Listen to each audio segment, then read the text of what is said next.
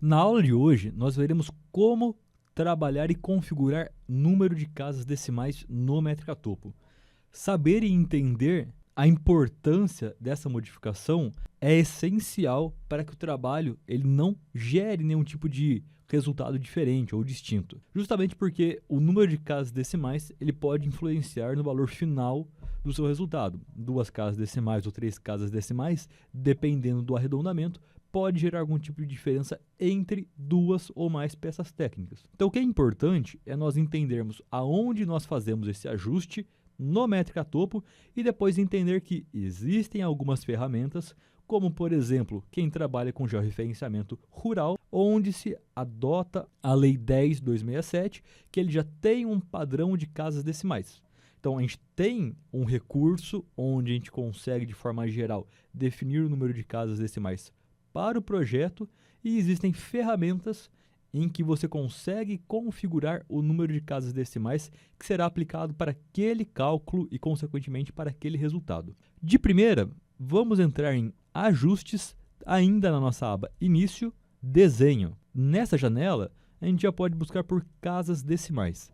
Aqui nós podemos configurar tanto das nossas coordenadas planas, x e y, quanto a cota. Então, esse número de casas decimais sempre trabalha de acordo com o tipo de projeto que vocês irão executar.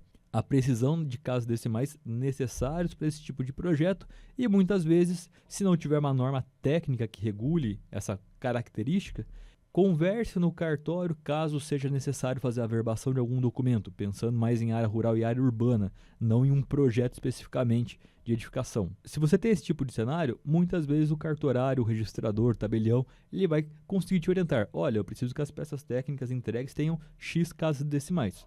A gente entra no sistema, vem em casas decimais e altera os nossos valores. Então, de uma casa a 5 casas decimais.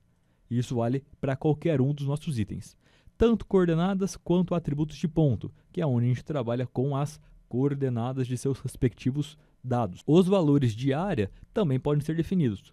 Os metros quadrados, por exemplo, o hectare e as nossas referências. Então, temos a distância, a altura e a largura de objetos e o raio e o diâmetro de círculos ou de arcos. É importante realmente fazer essa pré-definição.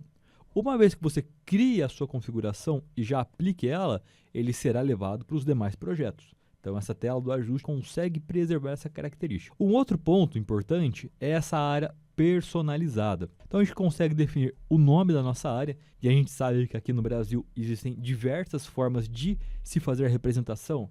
Pega Are, pega Centiare, pega Alqueirão, Alqueire do Norte, Alqueire Mineiro, Alqueire Paulista ou Alqueire Carioca. Cada um deles, a gente já sabe que tem um valor em metros quadrados diferente. Então, se porventura for o caso, trabalho aqui Are. Coloquei Are, qual é o valor do Are?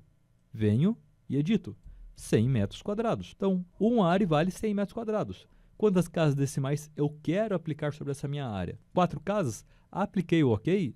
Eu já criei um novo sistema de medida de área e ele já entrou no sistema. A mesma coisa vale. Se eu tiver interesse em colocar outro, vamos colocar o Centiare. O valor, 1 metro quadrado. Então, a gente vai trabalhando com a nossa representatividade de acordo com a demanda do nosso projeto. Concluímos a ação e agora a gente vai fazer uso de uma ferramenta, só para mostrar qual é a importância. A gente tem agora a configuração padrão de casas decimais para o nosso projeto e a gente vai fazer uso de uma ferramenta que também vai pedir o número de casas decimais. Já temos um polígono em tela, então, de acordo com o que nós definimos anteriormente, se eu entro aqui na aba Topografia e venho em área, por exemplo, ou comprimento, distância, coordenada e ângulos, esses dados serão exibidos com base naquela minha definição. O mesmo vale se eu clicar na minha polilinha.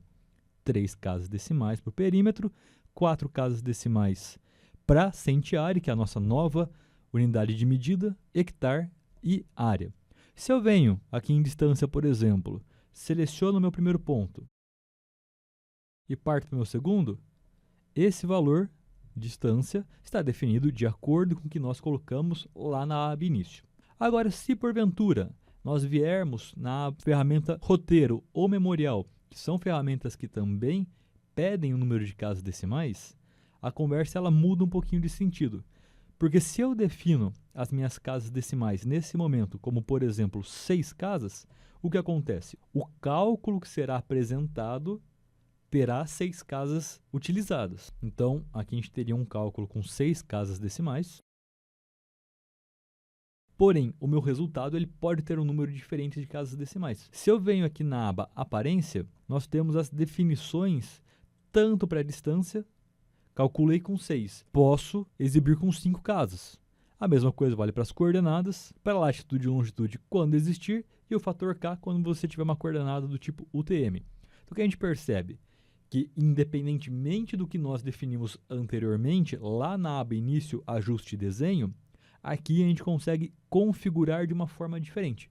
Então, a gente tem duas definições de casas decimais distintas. Um para a ferramenta em específico e outro para o meu projeto. É interessante e é importante ter essa clareza nesse momento, porque depois, na hora que for fazer o uso da ferramenta e clicar na polilinha, vai ter um valor diferente de casas decimais. Pode surgir dúvida, mas é justamente por conta da configuração adotada no momento do cálculo e também na exibição dos nossos resultados.